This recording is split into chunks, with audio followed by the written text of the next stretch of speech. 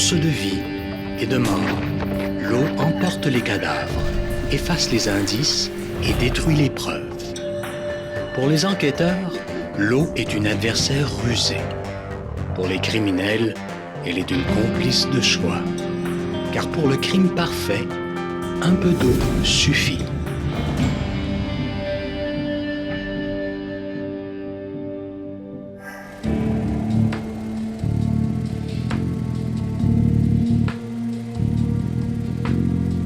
« 21 avril 1999. Une journée qui ne sera pas comme les autres pour la petite communauté de la Malbaie. Située dans la région de Charlevoix, sur la rive nord du Saint-Laurent, ce village va bientôt connaître des heures sombres. C'est à une centaine de kilomètres de route au sud-ouest de la Malbaie, dans le port de la ville de Québec, que commence notre histoire. Dans le port de Québec, la plateforme de forage Spirit of Columbus est à quai. Le chantier naval Davy de Lévis y procède aux derniers préparatifs en vue de son déploiement en haute mer. Tôt en journée, un ouvrier remarque un objet flottant tout près de la plateforme. Il s'agit d'un corps qui a dérivé contre la plateforme et qui s'y est immobilisé. La plateforme n'est qu'à une trentaine de mètres de l'entrée du port et le courant du fleuve pourrait emporter le corps. À l'époque, j'occupais la position d'enquêteur au crime contre la personne de la Sûreté du Québec. Vers 7h30, un appel est logé au quartier général de la Sûreté du Québec à l'effet que le corps d'une dame reposait à l'eau dans le port de Québec. Les premiers policiers arrivent sur les lieux vers 8h05. Donc, on regarde la disposition du corps à l'eau, comment c'est, et on envisage la façon de le sortir de l'eau. Donc, la décision est prise de concert avec le coroner pour sortir le corps avec les services des employés de la plateforme.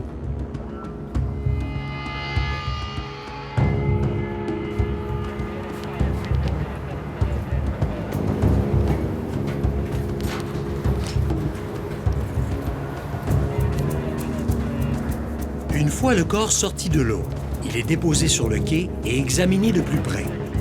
Le technicien en identité judiciaire, André Carani, photographie le corps et les lieux.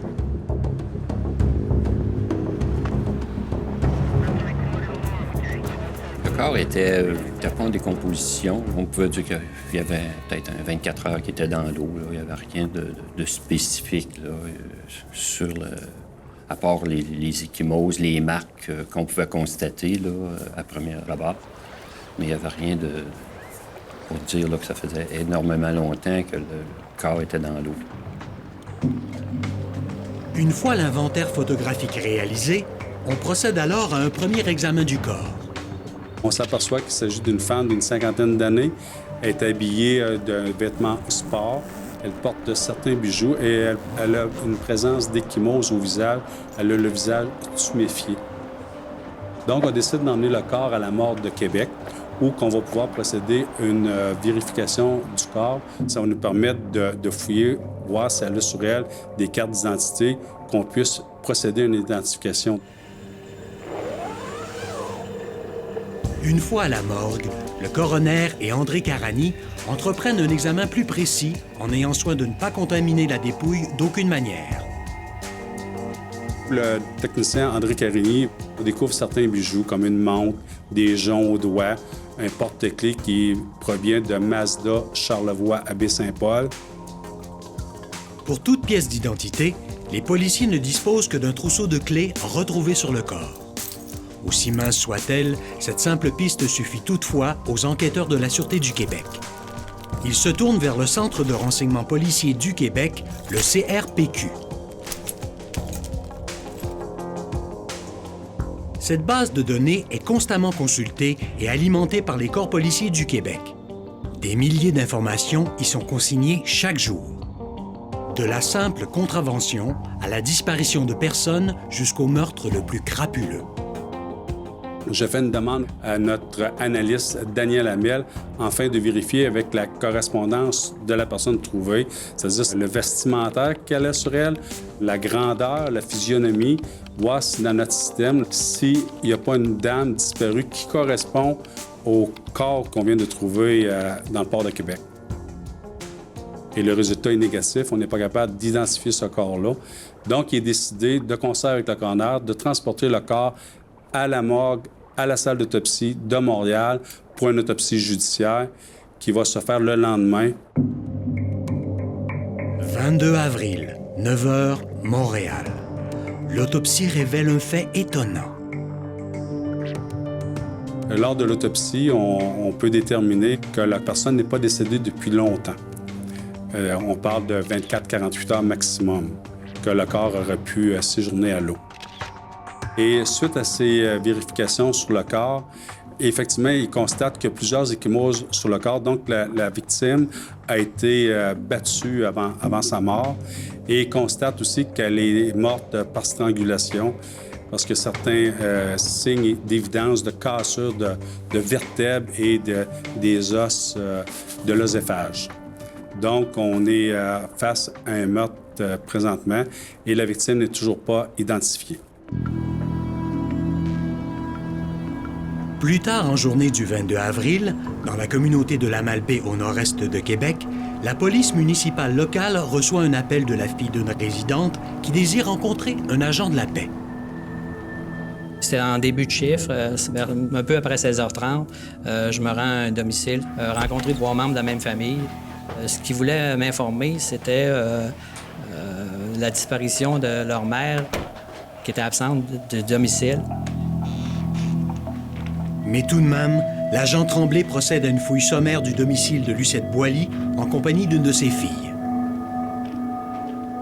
J'ai demandé de visiter la maison, toutes les pièces de la maison, incluant le sous-sol, un petit garage, dans le but d'avoir des indices, peut-être quelque chose qui dirigerait vers une disparition. L'agenda de Mme Boily révèle qu'elle devait rencontrer un certain Jacques Aymon le soir précédant sa disparition. L'agent Tremblay connaît l'homme en question. Dans l'entrée du domicile, il y avait le véhicule, un Mazda protégé, 4 portes, un sedan, qui, plus tard, avec une recherche au CRPQ, Centre de renseignement policier, m'a permis de certifier que c'était le véhicule de Mme Boily. La fille de Mme Boily explique qu'elle a trouvé la voiture de sa mère au quai Saint-Irénée, à quelques kilomètres de la Malbaie, où elle allait souvent marcher. À peu près à la même heure, à Québec, le sergent Morancy consulte le CRPQ. Tout de suite, le rapport de l'agent Tremblay de la Malbaie attire son attention.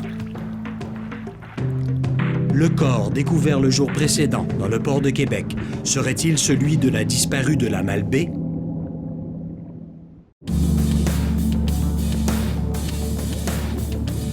Au matin du 21 avril 1999, un groupe de travailleurs trouve une femme sans vie dans les eaux du port de Québec. Les policiers de la Sûreté du Québec ne trouvent aucune pièce d'identité sur la victime. L'autopsie révèle qu'elle est morte étranglée. Le lendemain de cette découverte, une femme de la Malbaie, au nord-est de Québec, est portée disparue par ses proches. Entre-temps, grâce aux informations trouvées dans l'agenda de Mme Boily, l'agent Louis Tremblay décide de rencontrer Jacques Aymon, un individu bien connu dans la communauté de la Malbaie. Monsieur Jacques Aymon, un résident de Charlevoix, fin trentaine, début quarantaine, journalier de métier. Il était connu de nos services pour ce qu'on peut appeler des dossiers mineurs, des petits dossiers de fraude et des chicanes de famille et de voisins. Toujours à la recherche d'une personne portée disparue, il pense qu'Aymon est probablement la dernière personne à avoir rencontré Mme Lucette Boily le soir du 20 avril. Je patrouillais la ville. J'ai vu Jacques Aymon qui était assis dans son véhicule. Il était sur la rue Saint-Étienne, face au fleuve. Il était avec des jumelles et scrutait la baie et le large. Et le temps que j'arrive à côté à sa gauche, avec mon véhicule, il s'est tourné, puis là, il a déposé les jumelles vitement. Je l'informe que j'ai affaire à lui, que je veux lui parler. Et tout de suite, il me répond « Pourquoi tu me parles pas ici? » J'ai dit « Garde, c'est un parc, il est 18h, 18h15, il y a un va-et-vient, il y a des enfants. J'aimerais mieux que tu viennes au bureau. » Et comme on se connaît, il n'a pas fait de blabla. Il a dit « Bien oui, je vais te suivre. » L'agent Tremblay, accompagné de Jacques Aymon, arrive au poste de la Malbaie. Il s'installe pour discuter. Il demande s'il connaît Lucette Boily, la personne disparue, pour m'assurer que je parle à la bonne personne et que je me dirige vers les bons éléments. Et à sa réponse, c'est affirmatif. Oui, je connais Lucette Boily. Mais tout de suite, pourquoi? C'est venu tout de suite à sa réponse, pourquoi? Je lui ai dit que, à partir d'aujourd'hui, Mme Boily était disparue de son domicile et que ses enfants m'avaient fait une plainte et que j'enquêtais sur une disparition. Aymon est tendu, visiblement nerveux. Il affirme ne pas avoir vu Lucette Boily depuis 3 semaines. Lucette Boily est massothérapeute. Jacques Aymon est un de ses clients, comme en témoignaient les rendez-vous inscrits dans son agenda. Il commençait à être nerveux un peu. Il m'a dit « Tu m'accuses. » C'était frappant de la manière qu'il a dit ça. « Tu m'accuses. » Puis j'ai répondu bien tranquillement. Je l'ai rassuré. J'ai dit « Je t'accuse pas. J'ai besoin de savoir si tu l'as vu ces derniers jours parce que ton nom a été mentionné par les enfants et j'enquête. » L'entrevue se poursuit pendant 20 minutes, au terme desquelles l'agent Tremblay est tiraillé par une intuition que tout n'est pas dit. Le comportement d'Aymon lui laisse penser qu'il y a anguille sous roche. Il le raccompagne à sa voiture tout en discutant. Et on est le 22 avril. Il est vêtu qu'un t-shirt, un jeans, et il est mouillé, il est essoufflé. J'ai demandé pourquoi t'es dans cet état-là. Il me répond, je suis à l'escalier et tout de suite, tu m'énerves.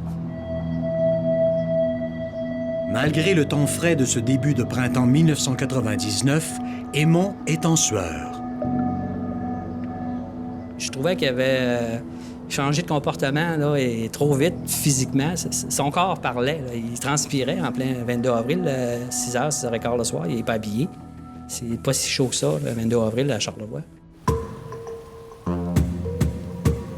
Peu avant la fin de son quart de travail, l'agent Tremblay reçoit un appel de 2 agents de la SQ qui patrouillent dans le secteur. Ils ont reçu une requête du quartier général à Québec. En consultant le Centre de renseignement policier du Québec, on a détecté une similitude. Il y avait une très grande correspondance avec un corps retrouvé dans le port de Québec. Une personne de sexe féminin, l'âge, toute, une dame de plus ou moins 55-60 ans. Il y avait un indice qui pouvait amener vers cette personne. Il y avait sur le corps de la dame, il y avait une clé de véhicule de marque Mazda. Le lendemain matin, l'agent Tremblay reçoit la visite de l'équipe du sergent Morancy, qui est venu de Québec pour poursuivre son enquête sur la victime du port de Québec. Tremblay raconte en détail sa rencontre avec la famille Boily et surtout son entrevue avec Jacques Aymon. Après le briefing, l'agent Tremblay amène les enquêteurs de la Sûreté du Québec rencontrer les proches de Mme Boily. Le sergent Morancy veut savoir si le corps repêché à Québec est bien celui de Lucette Boily.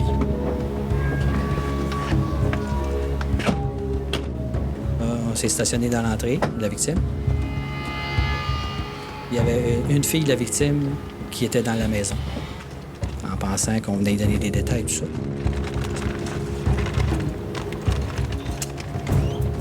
On tournait alentour du véhicule, on regardait, ça correspond pas mal. C'est un véhicule local, Mazda Charlevoix.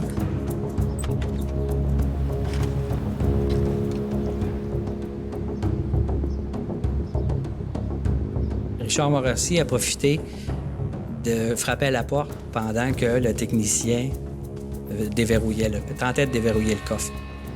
Le technicien en scène de crime a pris la clé, il a entré dans la serrure de la valise et en tournant, la valise a déverrouillé. Quand le coffre s'est ouvert, on a conclu que ça déboulait et qu'on allait vers un homicide. C'était 100%. Même si on a un match qui semble positif entre notre enregistrement qu'on a fait et l'enregistrement du policier Louis Tremblay. J'exhibe à la fille de Mme Boily les bijoux et le trousseau de clés qu'elle porte sur elle. Et la fille me confirme qu'effectivement, ça appartient à sa mère, soit Mme Lucette Boily.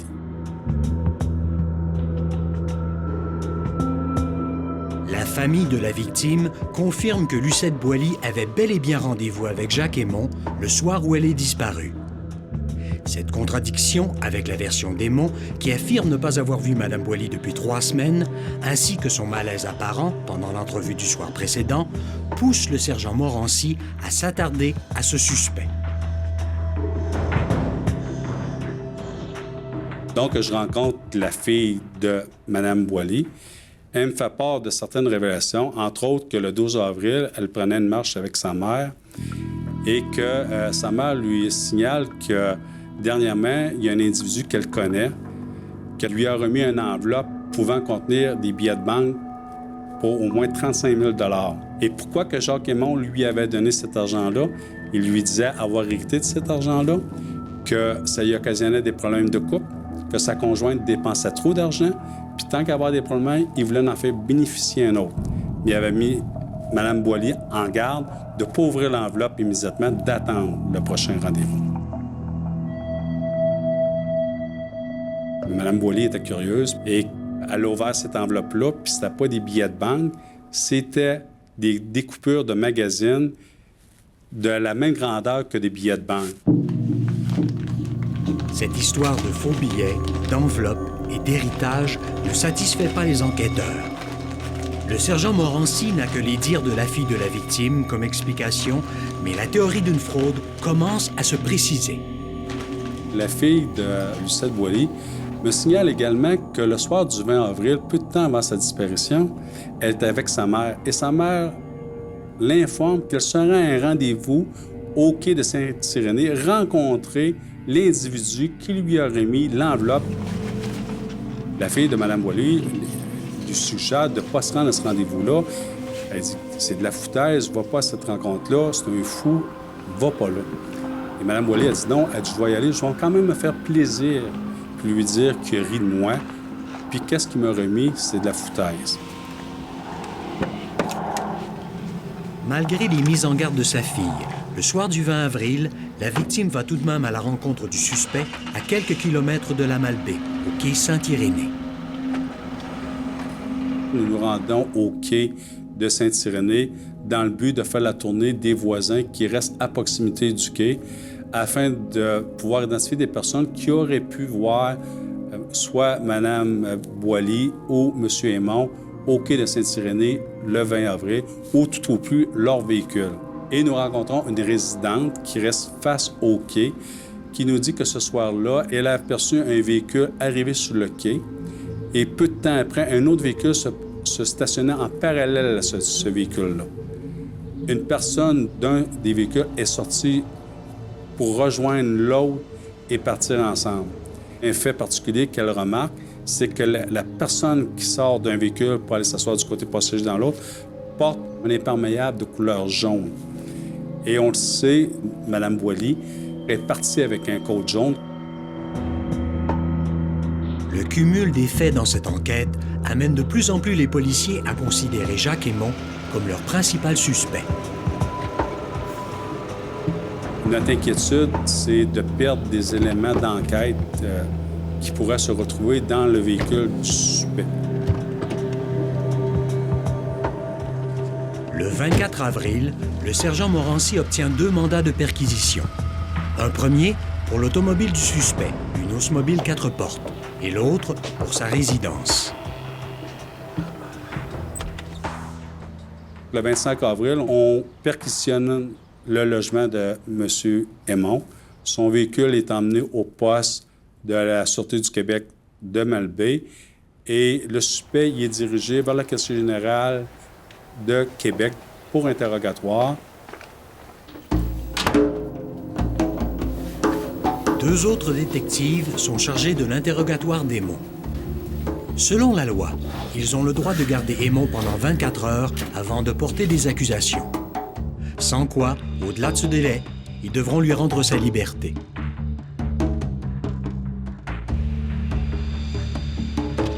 De son côté, le technicien André Carani commence l'examen de la voiture Démon au garage du poste de la Sûreté du Québec de la Malbaie.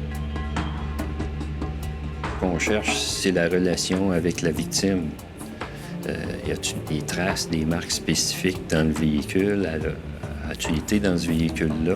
Qu'il y ait des empreintes du suspect, c'est son véhicule, ça n'a aucune valeur. La seule chose qui est importante, c'est de trouver une empreinte qui correspond à la victime.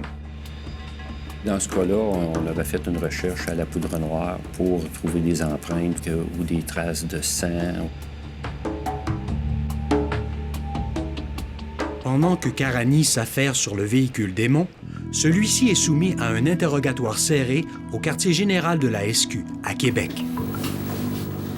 L'entrevue avec le suspect a commencé vers les midis. 3h30 plus tard, on a fait ce qu'on appelle une alternance, c'est-à-dire que mon partenaire a pris ma place et je suis allé dans la salle de surveillance pour continuer à suivre le déroulement de l'entrevue. Mon partenaire a travaillé avec l'individu pendant environ 1h30. On était de plus en plus convaincus qu'on avait affaire à un suspect et non pas simplement à une personne qui était tout simplement en relation avec la victime. Plus l'interrogatoire progresse et plus cette intuition qu'ils ont devant eux le meurtrier de Lucette Boily se précise. Lorsque les questions étaient très incriminantes, il refusait de répondre et finalement il a demandé à parler à son avocat, ce qu'on lui a accordé. On l'a installé dans une salle où il a pu avoir une conversation privilégiée avec son avocat, une conversation confidentielle. Par la suite, lorsque ça a été terminé, on l'a ramené dans la salle et on a à nouveau reparti l'interrogatoire. Pendant ce temps, à la Malbaie, l'automobile Démon résiste toujours aux efforts du technicien en identité judiciaire André Carani. En dernier recours, il décide d'utiliser une méthode radicale. La vieille osmobile cache-t-elle la preuve que Lucette Boily a trouvé la mort?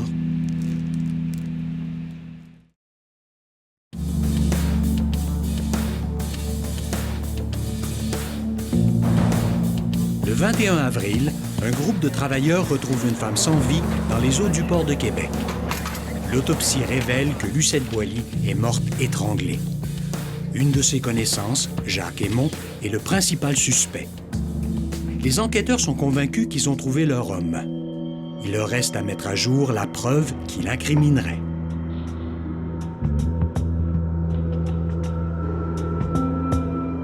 L'expertise du technicien André Carani sur les objets recueillis à l'appartement Démon, ainsi que sur ceux trouvés dans son véhicule, se poursuit pendant plusieurs jours.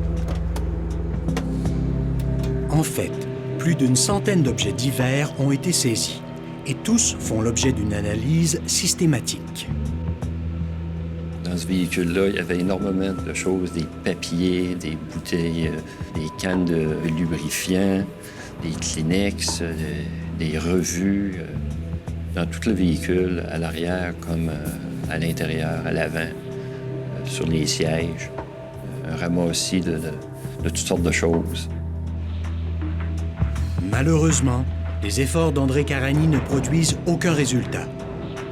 En dernier recours, il décide d'utiliser un procédé assez radical. Le cyanocrylate, c'est dans le fond, c'est communément appelé la crazy glue. Puis le cyanocrylate, les vapeurs de ça, lorsqu'on le chauffe, va être avec un certain degré d'humidité, ça va adhérer aux empreintes. Sauf que pour être capable de les révéler comme il faut, on peut mettre ils appellent ça un brillant. C'est un liquide qui est luminescent et ça nous permet le polylite ou un laser de révéler, d'être capable de la photographier plus facilement. Le cyanoacrylate est très nocif pour le véhicule. Une fois l'expertise terminée, l'automobile se retrouve souvent irrémédiablement abîmée. Lorsqu'un véhicule est détruit de la sorte, la Sûreté du Québec est obligée de rembourser la valeur du véhicule à son propriétaire. Mais quand il s'agit de mettre à jour une preuve qui pourrait faire condamner un meurtrier, la décision va de soi. Malgré toutes les ressources et les efforts investis sur ces expertises, le technicien Karani ne produit aucun élément de preuve qui incrimine Aymon. Enfin, l'interrogatoire fleuve d'Aymon au quartier général de la SQ à Québec n'apporte lui non plus rien de nouveau. Après 10 heures passées à le questionner tour à tour, les enquêteurs sont dans l'impasse. Il s'est mis à pleurer. Et puis, on voyait qu'il subissait énormément de pression, mais c'était la pression de vivre avec ce qu'il avait fait. Mais on n'avait pas d'aveu, on avait seulement notre opinion puis ce qu'on va appeler notre feeling d'enquêteur à ce moment-là. Aymon est au bord de l'épuisement. Il s'est refermé sur lui-même dans le mutisme le plus complet. Le sergent Morancy craint que la poursuite de l'interrogatoire ne soit perçue comme du harcèlement par un jury. On décide de libérer le suspect. La réaction d'Aymon est stupéfiante. À cette nouvelle, en un clin d'œil, l'homme accablé est remplacé par celui qui voit une lueur d'espoir au bout du tunnel. Le détective Pierre Lamontagne est tellement surpris de ce changement qu'il ne peut contenir une dernière remarque à l'endroit d'Aymon au moment de son départ. On l'a avisé clairement qu'on savait qu'il était impliqué dans le décès de la victime, qu'on avait respecté ses droits, mais que maintenant on allait continuer notre enquête et qu'on allait sûrement revenir le voir. La libération d'Aymon sans aveu oblige les enquêteurs à poursuivre d'autres pistes. Dans les jours qui suivent, des dizaines de témoins sont rencontrés. C'est ainsi qu'on apprend que M. Aymon, c'est un fraudeur. Il a manipulé plusieurs personnes dans le village de la Malbaie et dans les environs de Malbaie. Et l'histoire qui est revenue le plus souvent, c'est qu'il mentionnait des gens qui investissaient dans des produits pharmaceutiques, puis ça lui rapportait beaucoup d'argent. Et tout comme bon fraudeur, il a réussi à influencer les gens à investir dans son entreprise, sans prospectus, sans rien, juste par ses belles paroles. Le sergent Morancy décide donc d'examiner les relevés bancaires de Lucette Boily, à la recherche de transactions importantes entre Lucette et Aymon. Son hypothèse de travail, Madame Boily aurait-elle été victime d'une arnaque qui aurait mal tourné? Nous rencontrons même deux témoins qui nous mentionnent également qui avaient investi dans la compagnie bidon de Jacques Aymon. Les mois passèrent, puis à un moment donné, une de ces personnes-là, on a rencontré Jacques Aymon, il lui a mentionné, « Écoute bien, je veux que tu me donnes mon argent. » Et Jacques Aymon s'était fâché après cet individu-là. Il l'a pris à gorge, il l'a levé de terre, puis il a dit « Parle-moi plus jamais de cet argent-là. » Et on sait que Mme Boily a été étranglée avec force. Les menaces d'Aymon fonctionnent. Et par crainte de représailles, les deux hommes disent adieu à leur investissement. Par ailleurs, le sergent Morancy entend vérifier une autre hypothèse qui pourrait expliquer la découverte du corps dans le port de Québec. Il pense qu'Aymon aurait peut-être tué Boily près de la Malbaie, jeté le corps dans le fleuve Saint-Laurent et que les courants auraient fait remonter le corps jusqu'à Québec. Pour cette expertise, le sergent Morancy fait appel à la garde côtière canadienne basée à Québec. Hubert Desgagnés, du Centre de sauvetage maritime, est chargé d'aider la SQ dans cette requête. La réponse allait de soi que c'est impossible parce que le courant dans un fleuve ou une rivière est toujours plus fort se dirigeant vers son embouchure. Et même si, oui, il y a des marées dans le secteur concerné, le courant ne remonte jamais vers l'amont aussi loin qu'il va descendre vers l'aval, donc vers l'embouchure. Mais le policier, forcément, désirait des explications qui pourraient convaincre un juge ou un coroner. Et hors de tout doute que non, c'est impossible qu'un corps puisse avoir dérivé vers l'amont. Et on a demandé de faire un scénario de dérive pour évaluer si le corps émergeait dans le fleuve, à quel endroit il aurait été en réalité au moment de sa découverte. la garde côtière canadienne utilise CANSARB, un logiciel qui tire profit de plusieurs bases de données pour projeter la dérive d'un objet sur un plan d'eau. Le fleuve en lui-même a son propre courant normal qui varie selon le débit de la saison. Et avec les données de vent d'Environnement Canada, pour ajouter ou soustraire un certain courant selon l'angle du vent et la force du vent, un courant supplémentaire, donc une constante supplémentaire qui peut affecter la résultante en bout de course. Et ça peut nous donner à ce moment-là, pour un accident donné, qu'un corps ou un objet se retrouverait à 2, 6, 12 000 plus loin selon le scénario. Très rapidement, on réalise que le Saint-Laurent ne cache pas de courant suspect qui aurait pu ramener le corps de Lucette Boily vers Québec en quelques heures. Bien au contraire. Alors, on a tout simplement établi le fil des courants, des marées et tout, qui nous a donné une dérive approximative, ni plus ni moins, vers la région de Rimouski, donc complètement à l'opposé de Québec. Donc, pour que le corps de la victime soit découvert dans le port de Québec, il fallait qu'il soit jeté à proximité. Entre-temps, le sergent Morancy va de l'avant avec l'hypothèse d'une arnaque démon sur Lucette Boily. Il obtient les relevés bancaires. Ils ne contiennent aucune trace de transaction entre la victime et le suspect. Par contre, les policiers découvrent une information étonnante. On s'aperçoit que la journée qu'on découvre le corps de la victime dans le port de Québec, c'est qu'il y a 3 transactions qui sont faites avec la carte de guichet automatique de la victime.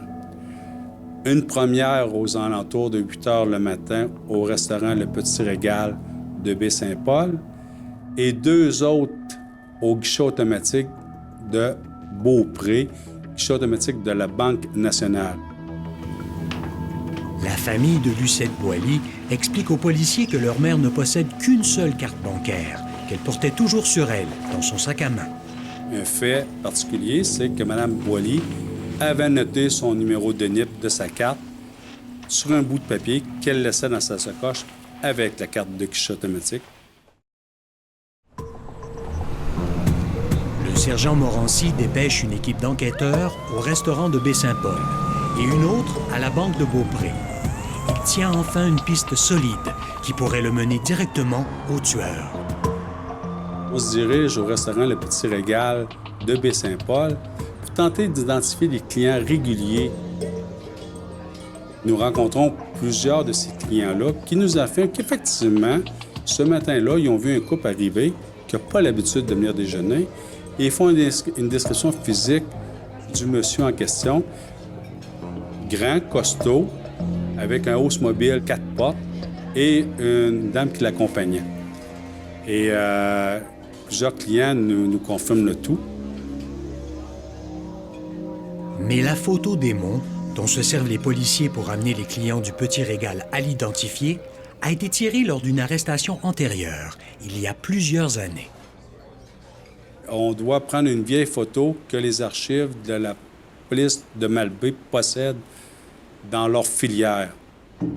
Sans être sûr à 100 qu'il s'agit de cette personne-là qui ont vu le matin du 21 avril au restaurant, ils nous mentionnent que cette photo-là ressemble à la personne qu'ils ont vue le matin au Petit Régal venir déjeuner, qui n'était pas un client habituel.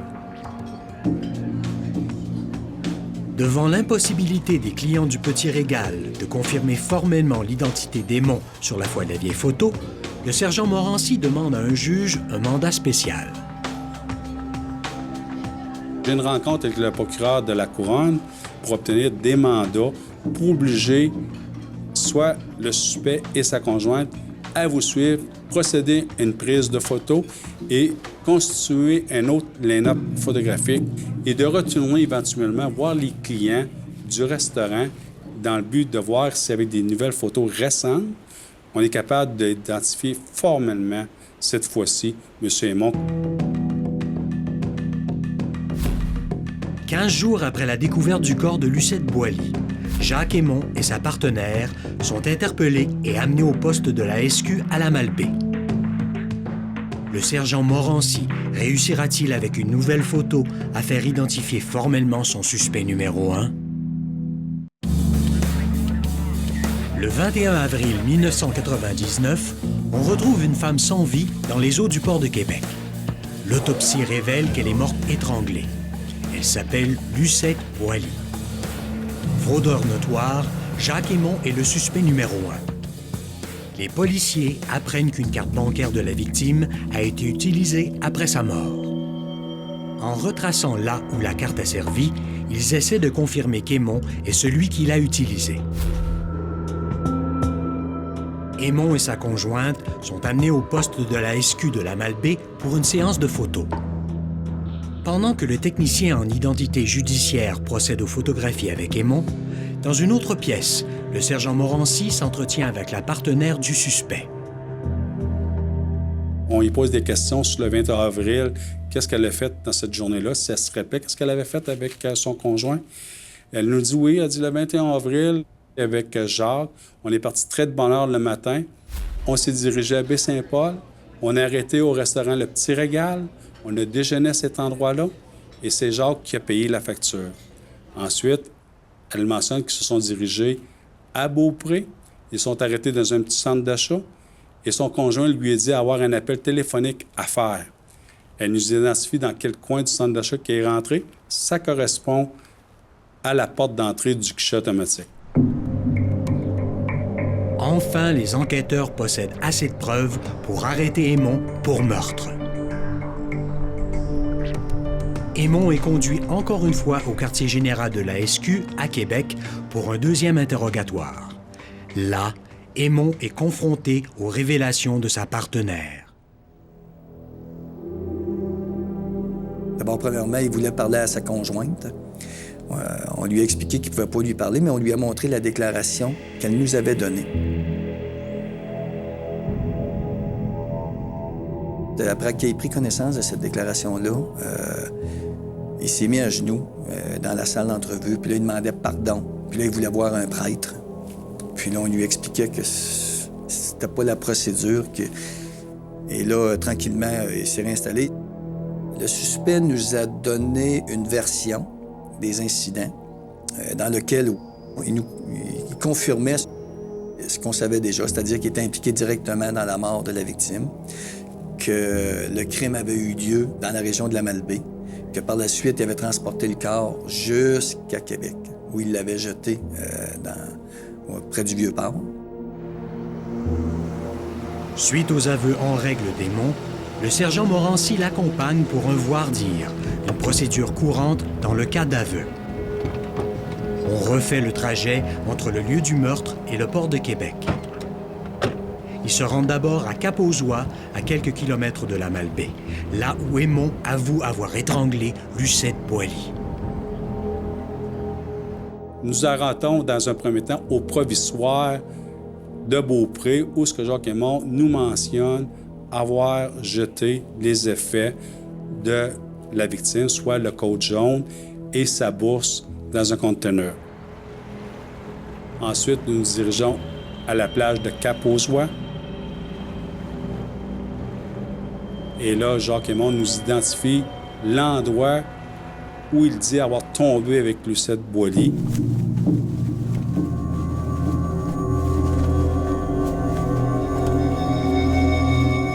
Et que la chute a provoqué son décès. Il y a un fait particulier quand il nous indique l'endroit où il y a eu le tiraillement avec la victime. Jacques Aymon devient malade et restitue à l'endroit où ce qui nous indique avoir tué Lucette Boily. Grâce aux aveux d'Aymon, complétés par les éléments de l'enquête, le sergent Morancy est à même de reconstituer les événements de cette tragique journée. Ensuite, il dit avoir stationné son véhicule et qu'il a marché sur le bord de la plage. Il y a assis la victime à l'avant dans sa voiture, attachée pour qu'elle tombe. Il a voyagé ainsi de Cap-aux-Oies au quai de Baie-Saint-Paul. Et c'est là qu'il a décidé de mettre le corps dans le coffre.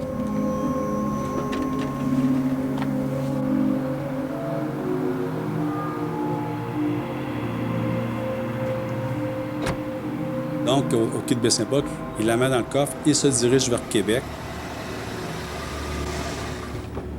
Il rentre dans l'environnement du port de Québec, mais il se rend en bordure du quai, pas loin de où se trouve la plateforme de forage Spirit of Columbus. Et à son opposé, il jette le corps à l'eau et repart par la suite à Baie-Saint-Paul.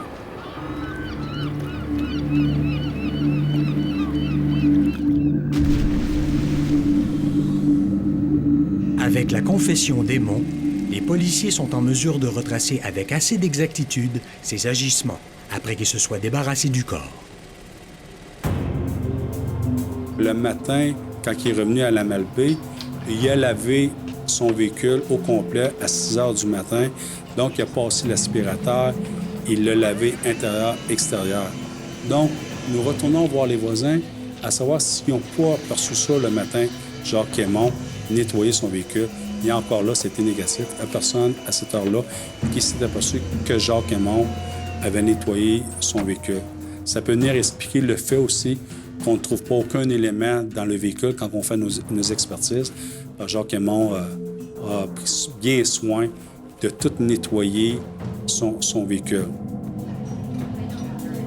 Après quelques heures d'un sommeil qu'on imagine agité, Aymon retourne à Québec avec sa partenaire pour une sortie de magasinage. C'est à ce moment qu'il utilise la carte bancaire qui l'a fait condamner. Au terme du procès, Aymon est reconnu coupable de meurtre au premier degré. Il reçoit une sentence à vie avec libération après 12 ans. Mais l'avocate d'Aymon prétend que ses aveux ont été obtenus illégalement. Dans un revirement peu commun, elle obtient une libération sous caution pour son client pendant que la cause est portée en appel. Un vice de procédure pourrait-il faire en sorte que le tueur échappe à la justice?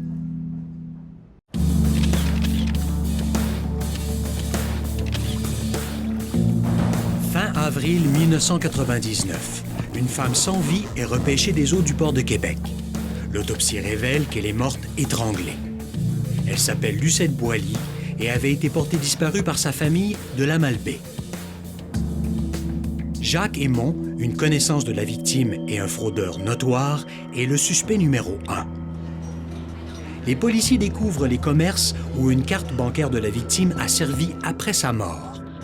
Par pur hasard, la conjointe d'Aymon confirme que celui-ci a utilisé la carte à 2 reprises. C'est la preuve qui vaut à Aymon sa sentence. Son avocat en appelle du verdict et dans un rebondissement de dernière minute, Aymon obtient sa libération sous caution en attente de l'appel. Pendant sa libération, Aymon fait l'erreur de commettre un autre délit. Et cette fois-ci, la peine d'emprisonnement auquel il fait face est de 25 ans ferme. Comme il a violé les conditions de sa libération sous caution, il est incarcéré à Orsainville, en banlieue de Québec.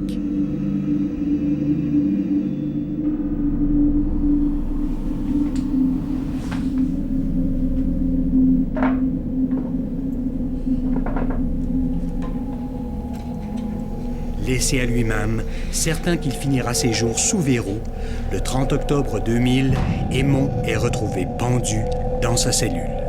Ils ne vont pas certifier hors de tout doute le mobile du crime. Par contre, avec toutes les révélations qu'on a eues à gauche et à droite de témoins, nous croyons fermement que le mobile, c'est la fraude. Nous croyons que ce soir-là, Mme Boily a visé d'une façon formelle Jacques Aymon, que sa petite histoire, là, c'est fini, puis qu'elle voulait avoir son argent, puis que Jacques Aymon, ça l'a peut-être choqué, comme ça l'a déjà choqué auprès de d'autres investisseurs qui voulaient récupérer leur argent. En laissant le corps sans vie de Lucette Boily dans les eaux du port de Québec, Jacques Aymon pensait probablement que le fleuve Saint-Laurent emporterait la dépouille et la ferait disparaître à jamais.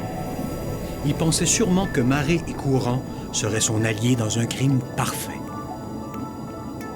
Mais encore une fois, dans cette histoire, comme dans tant d'autres, l'insaisissable nature de l'eau a déjoué l'intention meurtrière.